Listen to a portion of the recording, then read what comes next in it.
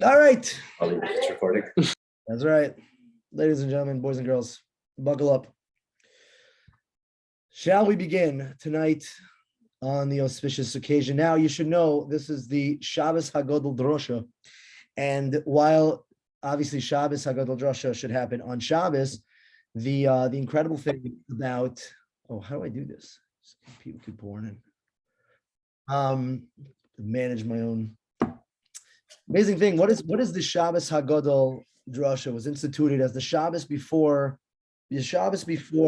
Pesach to get a person just pumped up, super stoked, get in the right headspace to make things happen. Now, interestingly enough, Shabbos Hagadol is really the time where on the first Pesach, all the way back in Mitzrayim, it was Yud Nisan that the Jews went out and they took the little baby goat, the little baby sheep, and they tied it to their bedposts.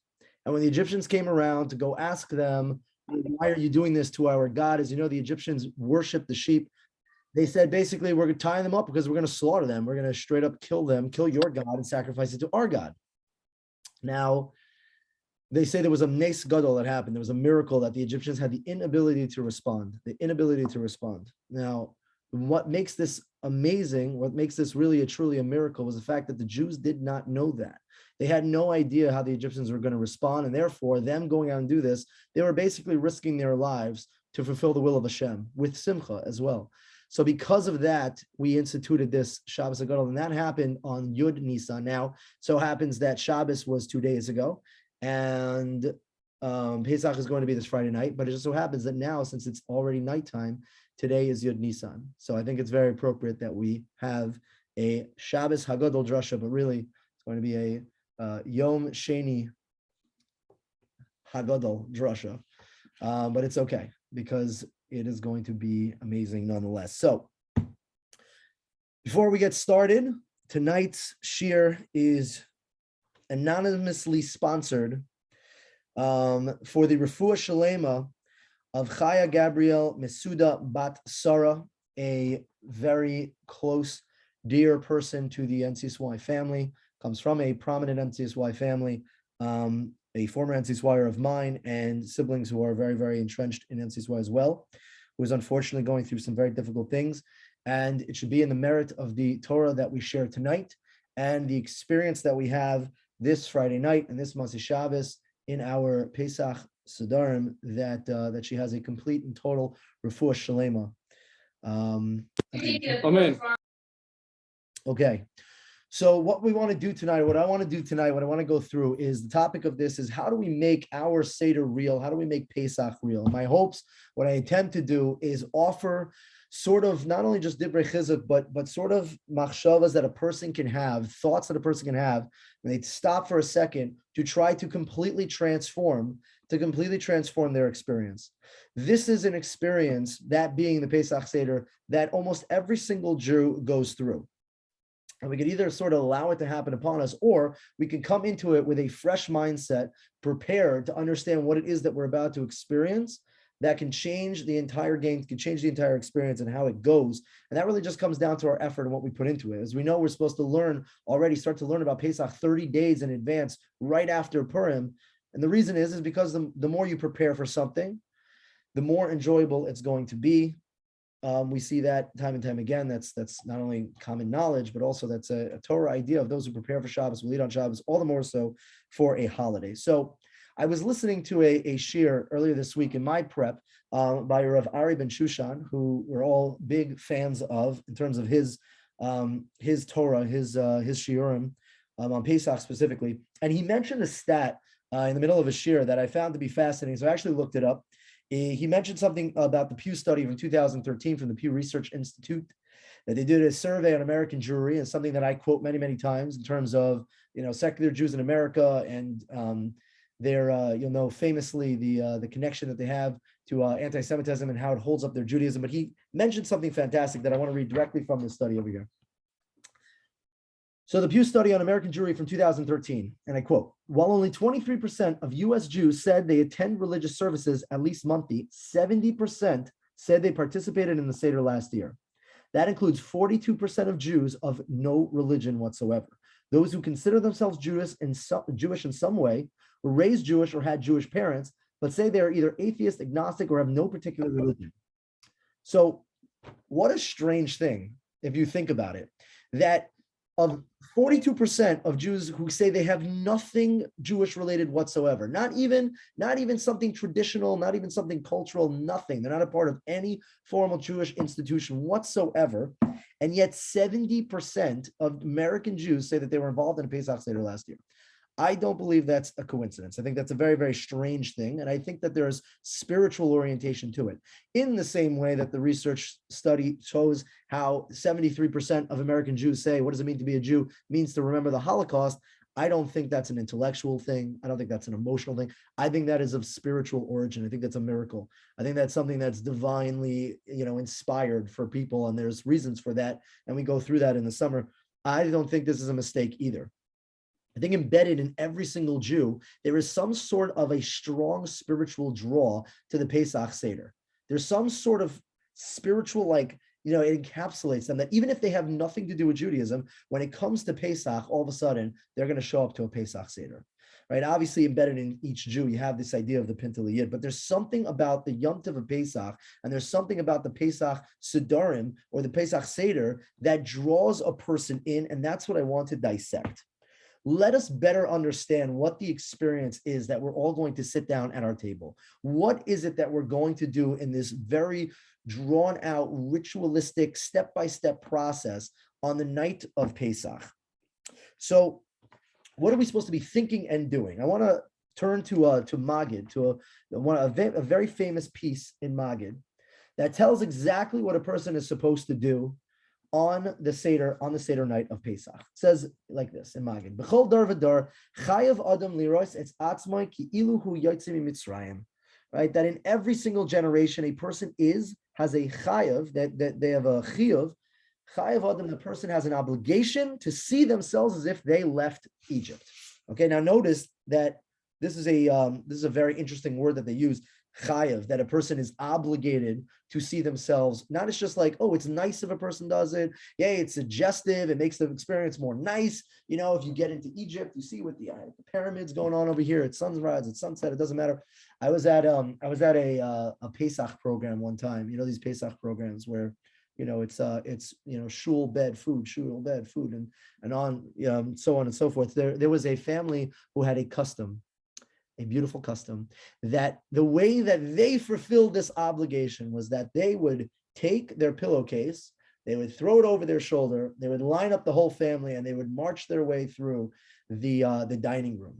Now, this is cute if you're in your home, but when you're in a dining room with several hundred people, it could get incredibly awkward. And I was amazing. I was sitting there, I was watching. It was a mom and dad, and it was two teenagers, a boy and a girl, right? Probably an 11th and 9th grader. So someone in that area. And you see the thing line up, and they begin to march through the dining room. And the father is belting out on the top of his lungs, "All right, kids, we're leaving Egypt." And the mom's behind, like going along. She's having a great time. And the kids behind, I'm telling you, you've never seen someone more mortified in their entire life. The shame and embarrassment that these kids, as they did the walk of shame through the entire, I was great. I was drinking wine. I had a great time. I really enjoyed it. That was that family's custom. We were definitely not obligated to go out and do that per se, but definitely there's this obligation for us to see ourselves as if we left Egypt.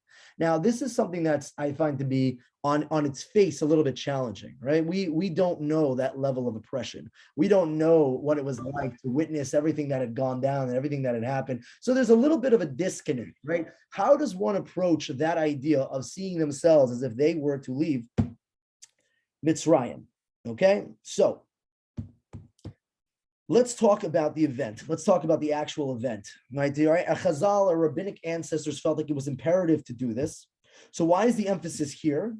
And even a better question is, why are we so obsessed with the chapter of Yetzias Mitzrayim as a whole in Judaism? If you look, you'll notice that it's everywhere. We talk about Yetzias Mitzrayim every single place. You go through Shacharis, literally through Pesukei D'Zimra and through Birchas Kriyashma, you'll find constant mention over and over and over again about the leaving of Egypt. We are obsessed with this idea. We mention it constantly. You find it in Kiddush, you find it on holidays, you find it multiple times on Shabbos. But I want to focus on specifically the Kriya Shema aspect of it. Right? We have a Jewish law that we have an obligation to learn Torah every single day. As the rabbis teach us, the way to fulfill that minimum requirement is by at least just reciting the 3 paragraphs of Kriya Shema. You say Shema, V'ahavda, then you say V'haya, and then you say Vayomer. And then you complete your obligation. And it's very interesting that when you're talking about what the structure is, V'ahavda, that a person is commanded to love Hashem with all their heart and their might, their soul, and then V'haya, talking about the mitzvahs, the idea of reward and punishment, and then lo and behold, at the end, they stick in there Yitzias Mitzrayim. Again, if Pesach happens once a year, and this is our obligation twice a day, why does Mitzrayim, why does this chapter of us leaving Egypt make its way in there? The question is, as it stands, why are we obsessed with this event in history? Why are we obsessed with this chapter in Judaism that it has made its way into every area of Judaism and every way of our ritualistic life?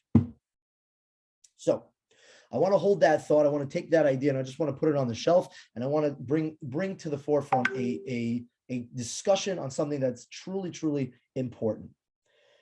Everything that we do as a Jew is predicated on our emunah. Everything, our relationship with Hashem depends on our emunah. It starts with our trust in Him. Because the reality is that if our emunah is weak, and we're serving Hashem, right, it can become robotic. It can become something that doesn't have meaning without kavanah. Really, a person's emunah, and if you read some of these svarim, like the Garden of Emunah, they'll say that everything that lacks in a person's life is really just a lack of emunah. Everything that we struggle with, that we suffer with, is really just a lack of emunah. And there's also the opinions that really, what is our life, or what are we put here in this world to do, is to work on our emunah. Emunah is foundational when it comes to a relationship with Hashem, but it's also foundational when it comes to living your life as a Jew.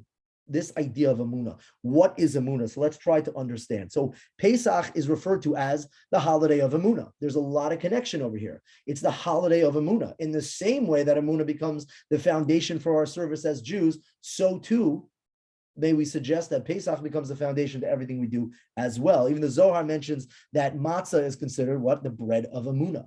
The matzah is the bread of emunah. So, in the same way that the beginning of our relationship with Hashem, its foundation is emunah, so too, the holiday of faith becomes the foundation. It becomes absolutely groundbreaking when it comes to our process with emunah as well. And these two things are correlated. So what do I mean, and what am I talking about here specifically? Do you ever stop and think, we're sitting around at the Pesach Seder and we're supposed to be thanking Hashem, right? We, at the end of Magid, we say, Lefichach, it's proper, therefore, to praise, and we come up with all the 15 different types of praises. We're praising Hashem for taking us out of Egypt. And did you ever stop for a second and think to yourself, why am I thanking Hashem so profusely for taking us out of Egypt when? Who do you think put us there in the first place? How do you think we got to Egypt in the first place? Very, very clearly, it was Hashem who put us there.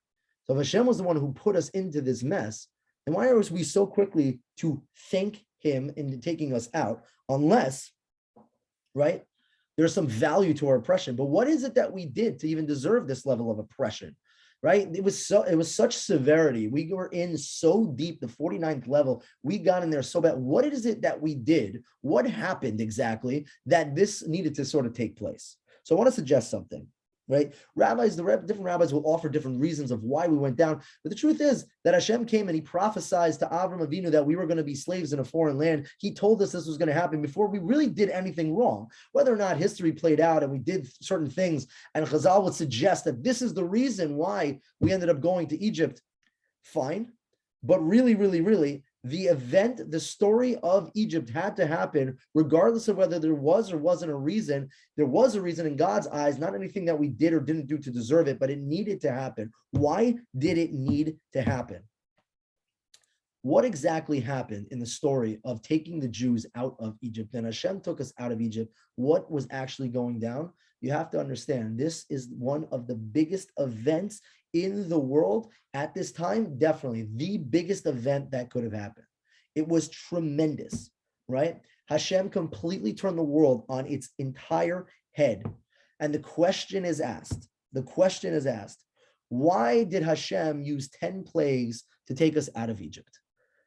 If Hashem is all powerful, He's almighty, He has the ability to do anything, wouldn't it have been easier Wouldn't it have been easier to just, with a blink of an eye, everybody freezes, the Jews walk out merrily, just in a blink of an eye, all the Egyptians drop dead, everything is done, and boom, they get to walk out. Why did Hashem, who can do anything, use 10 plagues? And the answer is, right? Are we up to the answer here? Yeah. The answer is that this was the way that Hashem was going to demonstrate that he had mastery over the entire world. See, it was an education not just for the Jews, not just for the Jews to recognize that Hashem was the boss and that he was the king, but it was also an education lesson for not only the Egyptians, but also the entire world. As they say, as the Jews went out, that every single person, every nation had the ability to see what was happening in Yetzias Mitzrayim. That Hashem needed to demonstrate his mastery over the entire world. If he was going to do something so big to show his power, it needed to be impressive. The stage needed to be set the bar so high that this would shake and rattle the entire world for all of time. So Hashem was setting the stage. So I was having, again, because I want to make this connection between the Pesach being the holiday of Emunah and what Emunah really, really is. Someone asked me a couple of weeks ago, randomly, they messaged me and they said, Avi, can you define Emunah for me? What is the definition of Emunah? And I said like this, I said, if I had to sum it up into one line, what is Emunah? Emunah is this. It is the comprehension and the internalization of the reality of Hashem. I'll say that again. Again, this is my definition of it. This is how I understand Emunah, the comprehension and the internalization of the reality of Hashem. What does that mean, right? That means, right, comprehension means to understand who Hashem is, and the internalization is to transfer from what you know to what is internalized, to what is an experience, versus, right, we say Shema and Shema, I hear you, and then I hear you. It's to take something that you know, it's to take something that is a reality, a shallow reality, and internalize it to make it a reality that is present 24/7, that is a constant. Now, this is obviously no easy task. This is very hard work. And why do we say that a person needs to work on their Emunah constantly? What are they doing? You working on your Emunah really means it's you working on internalizing that Hashem is the reality, that your reality is Hashem and Hashem is the reality. That's what the hard work is. Now, how does a person do that? A person does that by contemplation, by really, really focusing their mind, their energy, having the kavanah, right, to bring Hashem into every element and aspect of your life until finally you get to a place where you realize that Hashem is the reality. That's what Emunah is. If a person has weak Emunah, then the reality of Hashem is very weak. If a person has strong Emunah, then the reality of Hashem is very, very, very, very present all the time. Something you need to internalize, it's something you need to experience. Now, I want to make a point over here. This very subtle difference that many, many, unfortunately, young Jews in America get very caught up in. The difference between Emunah from a Jewish perspective and Emunah, the shallow faith that is the Christian ideology of blind faith. And the idea of blind faith means that as long as a person ascribes verbally to something, then that's all that they need to do. You ascribe and you commit that you believe in X, Y, and Z, in Yashka crackers. If you do that, then everything is fine. There doesn't need to be any understanding, deep understanding of it, as long it's just belief. Judaism does not work that way, and so many young kids struggle with their faith because they approach it in a blind faith Christian way, and it is wrong. It is incorrect. The process of Emunah, as it says in the Torah, Hashem says to know Hashem, your God, not to believe in me, but to know me. Why? Because what's the biggest sign you'll ever get in your life? My Rebbe told me this one day, and I'll never forget it. I share it with all of my students all the time. The biggest sign Hashem gives you in your life is your seichel. He gave you the ability to know Hashem through your own rationale, through your own logic, through your own eyes, by looking at the world, recognizing the reality. And Hashem wouldn't hide himself enough. He wouldn't hide himself enough to the point where you can't figure it out on your own. Your job is to go out and understand the reality, the truth of Hashem. And then once you have that understanding, then the job of internalizing it, that's the process of Emunah. As Rabbi Kiva Tatz says so beautifully, he says, Emunah is being loyal to what you know is true. But no, truth is not a belief. Truth is something that a person goes out and they search and they find, they understand. Emunah is internalizing the truth that you know to be real and making it a constant, ever-present reality for yourself.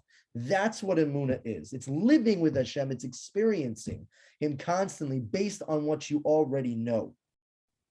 So, if this was all going to go down, that Hashem was going to destroy, because again, I want you to really understand what has happened at that time.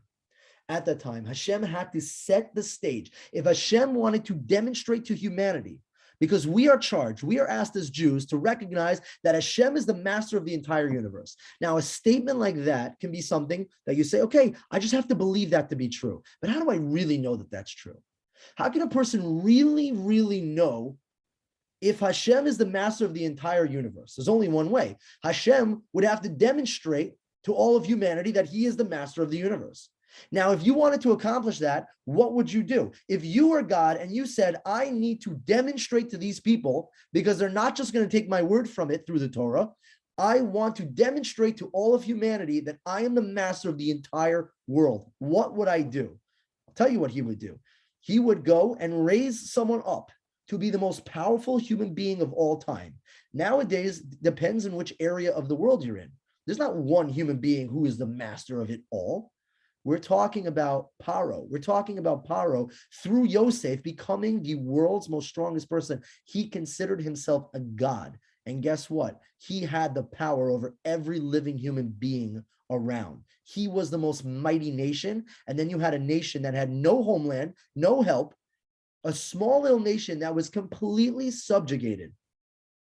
I can challenge anyone here to spend their time trying to think of a way throughout history that Hashem could have better demonstrated His mastery over the entire world than the mere story of taking the beaten down, run down, little scrawny Jewish nation, literally under from the power of the world's strongest human being, decimating the world power and leaving nothing left over. That's the event that Hashem had did to demonstrate that He is the master of the entire world, the entire universe, and everything in it. The reason we had 10 plagues and not just the blink of an eye was because there was an education lesson happening for all of humanity. Hashem was demonstrating to the world for all of time, I am the master of the world. I control every aspect, every element, from as big as fire and ice to as small as little lice crawling on the ground. You know, there's an amazing thing. Hashem created the world in 10 sayings. There's a really fascinating shiur that I saw online where they basically show how Hashem, through every makkah, demonstrated a different level and element of the world, the entire makeup, to show that it's not that I'm the master of everything, I'm the master of everything. And I will show you specifically how I can dominate every single piece along the way. The entire 10 plagues, the entire drama, the whole episode was Hashem flexing and showing His mastery over the entire world. That was what was happening in Yetziat Mitzrayim. Okay, so those who question the authenticity of this event don't stand on very strong grounds. As you know, obviously the three major religions in the world, the Christians and the Muslims and the Jews, all hold of the episode of Yetziat Mitzrayim happening. Because of its authenticity, it's very, very hard. In fact, somebody would be very foolish to challenge its authenticity. And I'm not even talking about the fact that they found the chariot wheels and the arrows in the bottom of the Red Sea, and that they found, the archaeology and the hieroglyphics and all that stuff. We don't need any of that stuff. We don't need any of that stuff. If we were to really go and break down, right, we were going to say that this did or did not happen with the entire world to saw it. If somebody had fabricated such a thing, you would have to ask yourself, at what point in history did that happen? I refer you to Rav Lawrence Kellerman's book on the permission to receive and the startup of the Jewish people. That if it was easy to discredit this event, then people would do it. And the reason why people don't do it is because you essentially can't without looking very, very foolish, right? The way that the Christians and the Muslims go about history is they say, all this happened, of course, but then the Jews at a much later time lost their way and God chose a new chosen people and so on. But they do not question the authenticity of this episode. How do you make sure that someone will never forget? Right? Because a lot of times people will do something and then they'll forget about it and then they'll make the same mistake twice. How do you ensure that an event of this magnitude, with a lesson that's so important that Hashem runs the world and he's the master of the universe, can never get forgotten? You got it. You have to be utterly and totally obsessed with it. You have to mention it every day, twice a day, 3 times a day, every Shabbos, every Yontiv, every Kiddush, nonstop. Become obsessed with this event, because this event is the foundation of faith. The event of Hashem demonstrating he is the master of the entire world. You have to think to yourself, is Hashem any more relevant today than he was then? No, God doesn't exist in time. If God was the master of the world then, 3,000, whatever, 400 years ago, then is God any less of a master of it today? Is he any more weaker than it is today? And the answer obviously is no. And the only way that a person can forget that is if they allow it to slip their mind. And how can you allow it to slip your mind when it's embedded like an obsession every single day, constantly recounting it over and over and over again? How does a person work on their emunah exactly? You read these books, these emunah books. Is there a step-by-step process on how to work on your emunah? No, right? The way that a person works on their emunah, how do you internalize something? How do you internalize something? There isn't a step-by-step process. You just have to obsess over it. You have to think of it constantly. It has to constantly be on your mind, because the more time you spend pondering and thinking and exerting your emotional energies, your intellectual, like strength to internalize something, the more effort you put into it, the more it becomes a reality for you. So Judaism is set up in a way that obviously we're never going to forget this event. Let's go back. Let's go back to what we said about Shema Yisrael, about the structure of Shema Yisrael. It's a very odd structure. You start off with Shema Yisrael, Hashem Elokeinu Hashem Echad. He's the God, he's the one God, the King, the master of all. He's one. And we talk about our obligation to love Hashem, for sure. That's our obligation, to love Hashem, to obsess over him, to recognize that when you're sleeping, when you get up, when you walk on your way, constantly, to wear it on your arm, on your doorpost, that Hashem has to be relevant always. What's the next level of a relationship after the love and the connection we have for Hashem? The next paragraph talks about the commitment that we have, the relationship that we have, that it's not a free relationship. It's not Christianity where all you got to do is love in your heart and it's totally fine. No, there's actually a set of obligations to us, that we entered into a partnership between the Jewish people and Hashem to follow in his ways. It's the idea of the reward and punishment. Not a reward and punishment, but just consequences of circumstance. If you follow within my ways, there will be great, your land will produce. It will produce all this the fruits and vegetables. You'll have wine, you'll have all these different things. But if you don't, if you turn to other gods, then unfortunately all these terrible things will sort of unplay and unfold. And when you're reading the Shema every single day and you're reading this, it's a little bit spooky and scary. And you're thinking to yourself, you know what? It's just poetry. It's not real. It's not real. It's not like if we, the Jewish people, do what Hashem wants, then good things will happen. And if we don't, right? If I stick my hand into a fire and I get burnt and I get all, caca about it, well, okay, maybe this is real, maybe it's not real. But then you see the third paragraph that comes up by Yomer, and why all of a sudden do you start mentioning Yetzias Mitzrayim again? Because Yetzias Mitzrayim is the reminder every time when you say Shema, that when you say the words, yes, Hashem lives in a world where he does expect things from you. And it is a two-way relationship, in which case we created a partnership. He took us out of Egypt to be a nation to him, Vilakachti, and we have a responsibility, right? Is all that real? Let's remind ourselves of Yetzias Mitzrayim. Hashem controls every single element and aspect of the entire world. When you see only the land of Israel producing greenery for the Jewish people, and you're like, wow, this is a phenomenon of botany. This is so cool. No, it's not. Hashem created the world, every inch, every element of it, and he controls all of it. How do I know that? Because I can't have faith blindly on that idea. The only way I can know that to be true is if Hashem showed me at some point in time that he does control every element. When I say Shema, I'm remembering the fact that yes, Hashem does, unless Hashem is less relevant today than he was then. Is Hashem now less powerful than he was? Right? Did Hashem age and lose his strength and vigor over the thousands of years? Or if Hashem is who Hashem is, then time doesn't affect Hashem, nor his ability and his mastery over the entire world. Starting to understand now, right? When you say Shema, you're noticing, why are we keep mentioning that? It's because Hashem comes through on his promises, and he keeps to what he says. And that's why we have this obsession with Yetzias Mitzrayim, as we said before, right? Because Chazal knew that there was going to be deniers in the future, people who wanted to reject and uproot. Hashem only had to do this Egypt experience one time, One time. And it's all it took. It was a necessity to show exactly what he's capable of doing. And Chazal knew that in time, people would forget and they'd go to sleep and they'd totally get checked out. And therefore, they set up Judaism in a way where we would constantly obsess over it day in and day out, right? And the entire question is, what is the purpose of the Seder? The Seder is to sit around and to talk and marvel on that idea. Now, what is one of the themes? What is one of the themes of the Pesach Seder, as you know, is to ask questions. Manishtana halayla zeh, right? There's an opinion that says that that's the only thing a person needs to do at the Seder. They just need to ask those questions. But the entire Seder is set up with such weird things. It's very weird. We do a lot of things that we're not normally used to doing. It's very long. It's drowning out. Why are we eating spicy stuff and vegetables before the meal and this and that? We're cracking, we're dipping, all these different things in such a weird way for one reason, just to make you ask questions. Why? Because if you are insecure, you don't want questions. If you created a false religion, if you created a false way of life, you don't want people asking questions. As we know throughout all of history in the secular world, how do you control a population? You keep them in the dark. And while the Jewish people have a commandment that as soon as we're able to talk, you have the mitzvah of chinuch, start to teach them Torah, start to teach them how to learn.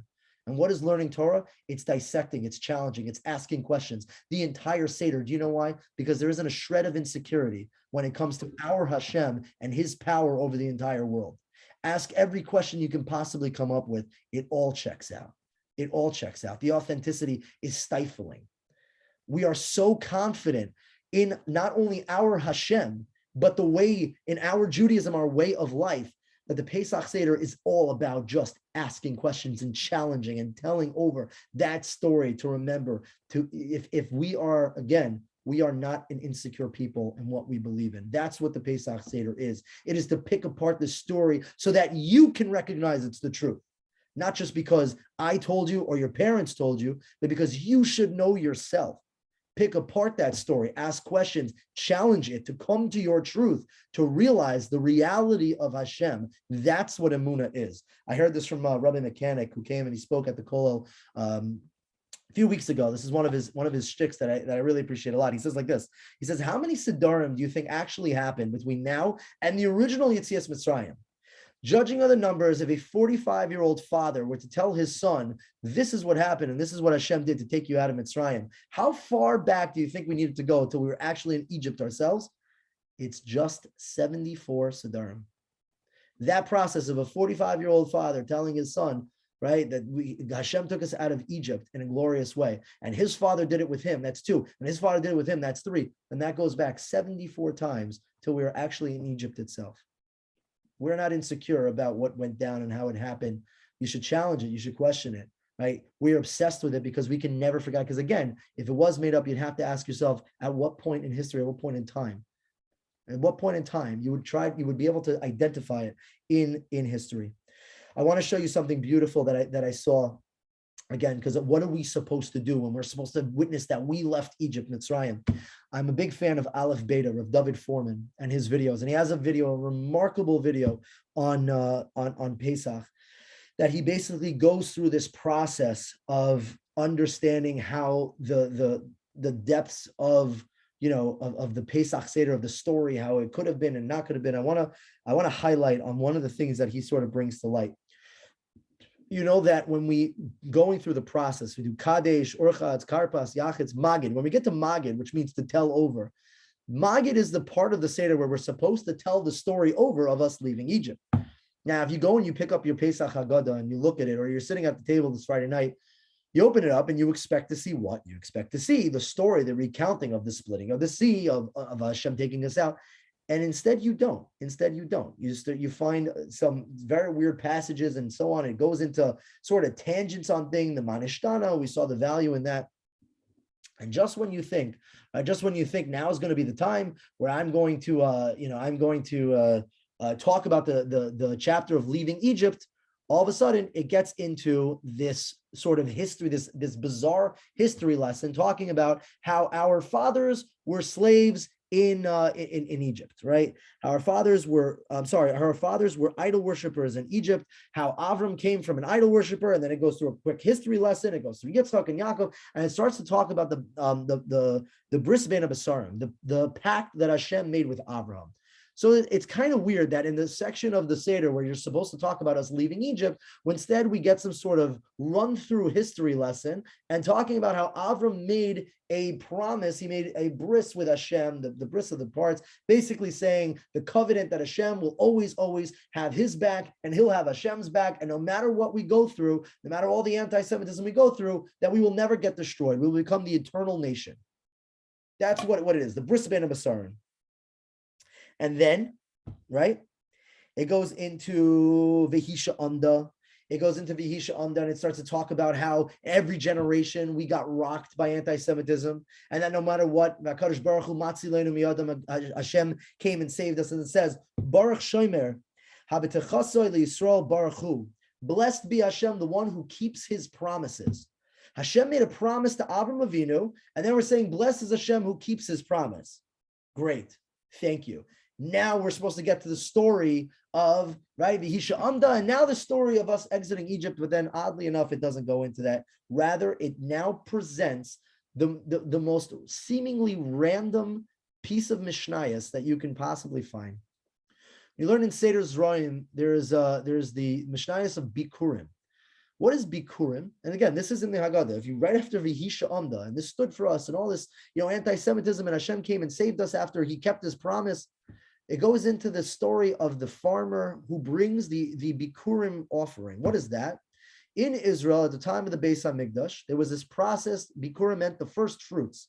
The first fruits that came of the batch that ripened, the farmers would collect all that and they would donate it as a contribution to the Beis HaMikdash. And it was a beautiful, beautiful process. They would march through the streets, people would clap with them, and they would make their way, and they would go and they put it in a basket in front of the Kohen Gadol. And this was the process of Bikurim. And when they would make the declaration, when the farmers would go at the Beis HaMikdash to Kohen Gadol, they would make this declaration. And this is right there in the Haggadah. You're reading this and you're like, why am I reading this exactly? I thought we were supposed to be talking about how the Jews left Egypt, and yet now we're talking about farmers and fruits, and I'm not really understanding. It's the passage of Arami Ovid Avi, that my father, right? The Armenian tried to destroy my father. This is the farmer talking to the Kohen Gadol, right? Part of this Bikurim process, and then again, Hisham does right there, that he tried to destroy my father, and ultimately, right, we end up here. And now I'm going to dedicate here this fruit to the temple. So, as Reb David Foreman explains in this elevated video at the climax at the end, he basically is saying that this isn't such a weird process if you think about it, right? Hashem prophesied and told Avram Avinu that his kids were going to be going into Egypt, and then he made a promise with him that we'd be the eternal nation and we would never be destroyed. Now, when you're making that promise to Avram has no idea what the future is going to hold in this sense, obviously. I mean, Hashem gave you a promise, so you can trust in that. But again, can you demonstrate it? Hashem doesn't want us to have blind faith. Hashem wants us to believe in what we know to be true. When the farmer, right, when the farmer is going and bringing his fruits to the Kohen Gadol and the Beis HaMikdash, what do you think is going through his head? Even better question, what's going through the Jews' heads who are enslaved in Egypt? They're sitting there saying, I was promised this glorious future, and yet here I am enslaved to Paro. I don't have a future. There is no hope for me. But you see that Hashem took us out of Egypt, turned the entire world on its head. The farmer's declaration of going through that historic process of talking about how back in the day, there were people who tried to destroy us and anti-Semitism is prevalent, and yet I am here today bringing the first fruits to the Beis HaMikdash. The farmer is a living proof that Hashem kept his promise. The farmer who's standing on the steps of the Beis HaMikdash is his existence is the proof that Hashem has come through on his promise. But guys, we are those farmers because we're the descendants of those farmers. Guys, when we sit at our Pesach Seder, what are we doing? We are living proof that Hashem kept his promise. We are living proof that Hashem does control and is the master of all of humanity, of all of reality. Sitting at a Pesach Seder, do you understand? When we left Egypt every single year, 74 Pesach Sederim, 74 generations, till today, you sitting at your Pesach table is a living miracle because you are advocating by your mere existence that Hashem kept those promises to take us out, that he runs the world and he's the master of the entire world. What can be more real of an experience than you sitting down for one day of the year, for us in America, 2 nights of the year, and stopping and focus and having a discussion about how awesome is our Hashem, the fact that he kept his promises, that here we are today, still going strong from back then when he took us out of Egypt. If the Pesach Seder and the story of Egypt is not relevant anymore, I don't know what else can possibly be, right? The fact that we are still here. Again, Rabbi Akiva Tat says, what Emunah is to be loyal to what you know is true. The Pesach Seder is a time when you sit down and you actually get to comprehend and internalize the reality of Hashem, that it is all right, it is all true. It is not some fairy tale story. It is not some cutesy thing from back in the day. This is real. We are literally living the reality of Hashem and the lessons of Yetzias Mitzrayim. It is our responsibility through questioning to uncover the truth. Regarding the Exodus, obviously it's not too difficult, but the Pesach Seder becomes an anchor of the truth. And that's why we do not stop obsessing about Yetzias Mitzrayim and the story of leaving Egypt throughout all of Judaism, because Pesach becomes that anchor. So what is our voda? How do we picture ourselves being brought out? How do we make it more real? It's much easier than we think. Every person has a responsibility this Pesach Seder to sit down and for a moment stop and ask themselves that simple question: is this real? Is this real? This became a very, very powerful topic and a very sensitive point that I wanted to talk about, because since I moved down to Florida, I have experienced things that I never knew existed. I experienced communities and cultures and ideologies deeply embedded within the Jewish people that has a different answer to that question of, is this real? That is the single most important question that a person needs to ask themselves. A person needs to ask themselves the question, is this real or is it not? Because the implications of that question mean everything. If this is real, and we are truly sitting down, and we are truly, truly the living proof of the fact that God controls every single element of nature, and he is a reality that is present in our lives constantly, then we can connect on a deeper level to who we are as Jews, and we can live a life that is totally full of meaning. But if it's not, if you cannot answer that question, and this is not real, and people need to really, every single person needs to be called out on this. It's much easier for people to not think about this. Is it real? Is it not real? Every person in the mirror, and then to your friends, to your family, is it real or is it not real? If someone says, I don't know, then you have an obligation to figure out whether it's real or it's not real. Because if it's not real, then it is nothing more than theatrics. It is nothing more than theater. We get together and we sit down and we put on our white robes and we put the plate out there and we do the whole ceremony for no other reason than it is a cultural icon for us. It's a bunch of heritage because our ancestors did it. Why? Who knows? Who cares? It's a nice cutesy thing. You think it matters if, oh, you know, I have to work. Pesach's really convenient when it falls out on a Friday night, but when it falls out on a Wednesday night and I have basketball, right? When it's not convenient, oh, you know, it's not so crazy. All right, so we didn't get all the bread out of this house. Every single element of how intense or how beautiful Pesach can be comes down to that one question. Because who cares? Who cares what you do? Who cares how it goes? If you follow the order, you don't follow, you say this thing, it doesn't matter if it's all theater. You know, the Seder plate that's in the middle, they have different things that are symbolic of things that we had in the Beis HaMikdash. You have the Zroeh for the Korban Pesach and the Beitzah for this and the Murrah for the bitter, everything. It's all symbolism. And I encountered a young Jewish kid one day who asked me a bunch of questions very innocently, and it dawned on me that he thought that Judaism was all symbolism. And that broke my heart. While yes, we have symbolism in Judaism, Judaism is not symbolic. We're not symbolizing anything. There is a reality here that is real. The idea of cherus, of freedom, is a real spiritual power that wakes itself up every year. That's my reality. What's your reality? Is it real or is it not real? Is the Torah some fluffy form of poetry? And the only reason I sit down on Pesach Seder, 70% of Jews who have absolutely no belief in God, and they're still sitting there. Is the Pesach experience, is it theatrics or is it real? And the only way you can know is if you ask that question and really ponder internalizing it. Because this is the foundation of our emunah. And if you can't answer the question of this is real, then your emunah stands on no solid ground whatsoever. Then your emunah, your faith in God is as strong as the people who get up there at the Oscars and the Emmys who thank God for their success. And that's the last time they'll talk about him until they win another award in some future year. There's a difference between whether or not I believe in God or is he real. Or Shimshon Pincus talks about this when it comes to emunah. Is my emunah real? Is Hashem something that's convenient for me that I sort of frame who he is, or is he real to the point where I have to trust him because he is an everlasting reality?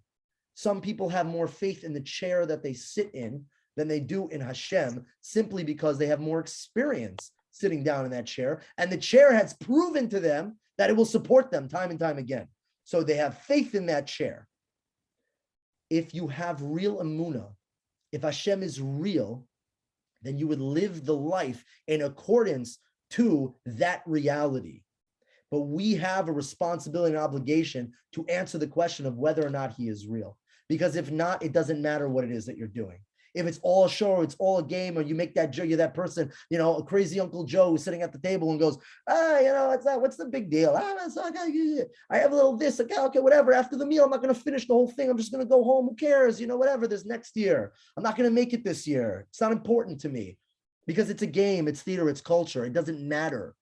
If you're doing something because it's symbolic, then it doesn't really matter whether or not you do it or not do it, because there's no spiritual power there whatsoever. The way to make your Pesach Seder real is to ask the question, is this real? Hashem did not hide anything from you. It is all there for you to sit there, look at, and then do the hard work of internalizing and making a reality. What an experience it is to sit at the Pesach Seder and drink a cup of wine, smiling, to know that you're sitting there with Hashem, that you're the ancestors of those who were taken out of Egypt and you're their children. And Hashem is just as relevant today as he was however many thousands of years ago. We're not commemorating anything, but rather we are reliving it. Right after that line, as we said earlier, right? B'chol dor v'dor, chayav adam, a person is responsible, liros it's asma, to see himself, ki'ilu hu yotzi mitzrayim, that he himself left Egypt. It continues to say, shenemar, in the Torah, v'igata lebincha b'yoyim hahu lemar. Right, you should tell your son on that day, Ba'avur zeh also Hashem li b'tzeitzi mitzrayim. It is because of this that Hashem did li for me b'tzeitzi mitzrayim. Lo yasav aseinu b'avad, not just for our ancestors. Goal, Hakadosh Baruch Hu, that Hashem redeemed. Ela af oisanu goal imahem, or rather, He redeemed us with them. The Torah uses very specific language over here. Ba'avur zeh also Hashem li. Li means me, that you should tell your son on that day that it is for this that Hashem took me out of Mitzrayim. Why? Not just our ancestors, no, but us, right? Because we are all connected. The story of the Jewish people is not generational. The story of the Jewish people is one major story, starting with Avraham Avinu, ending with the coming of Mashiach. God willing, it will be soon. It is one full story, and we are a link of that everlasting connection. There is no break in that chain. Hashem taking the Jewish people means he took every single one of us out of Egypt as well. Now, how is a person supposed to, for themselves, see themselves? The answer to that question is, how real is this for you? If this is your reality, the reality in which you live in, then yes, you're successful. You don't have to embarrass your children and walk around the dining room at the Pesach program. Then you can live literally that you are the entity that Hashem took out of Yetzias Mitzrayim, because it is just as real and relevant today as it was then. That's what it is to be a part of the Jewish people. To conclude, I always call the Pesach Seder the biggest flex of who we are. Because if the reality of being a Jew and what it means to be a Jew, and understanding and internalizing what it means to be a Jew and having strong emunah This is the night where we get to sit down, talk, reflect, and flex everything that makes us awesome. Everything that we fight for every day, all the beauty and the mystic and the bracha that God gives us and everything that he gives us, every element of what it means to be a Jew and everything that you connect to personally about Judaism, the Pesach Seder experience is a chance to sit down there and flex it all and talk about it. Drink wine, lean to your left. Obviously, you have to be of age. It's up to your parents, whatever. We're being recorded. You sit back, you lean, you eat, you drink, and you talk about how amazing it is to be. It is the ultimate expression of Jewish pride, but only if it's real. Only if it's real. It's discussing the foundation of our entire emunah, of the birth of the Jewish people, and the fact that we're still going strong today, not just because we've made it so long, but because we're 1 year, one step closer to the end game of what we're actually fighting for, that we're still in it and we're still fighting. If anyone is proud to be Jewish, this is the night. And the extent of how much a person can enjoy comes down to how real the experience really is based on everything we've said to this moment. So everyone is chayav now. I'm getting an obligation that everyone has to sit down at their Pesach Seder, and they need to really think about that question. Is this real? And if the answer is yes, this is real, what does that in turn mean? Our life becomes a process of trying to internalize that reality every single day. That's what it means to grow and build our emunah based on the foundation that Pesach has set up for us. So I give us a bracha. That Hashem gives us, opens up, gives us siyata d'shmaya, opens up our heart, our mind, gives us the ability to comprehend, and gives us the ability to internalize him, Hashem, as the reality, that it should come with us smoothly into us. And with that, that our sincerity in that process should usher in the coming of Mashiach, that if Mashiach is not here before this Pesach, that this is certainly going to be the last Pesach in Golus. I wish everyone much hatzlacha in that process, and wherever you are, that it should be an unbelievable experience. I look forward to having that experience, God willing, in the future in Yerushalayim one day. Yesha koyach to everyone for coming out tonight, and as always, I want to say again that we should have there should be a strong refuah shalema for Chaya Gabriel Masuda Basara. There should only be good things for her. And with that, I will say good night to everyone.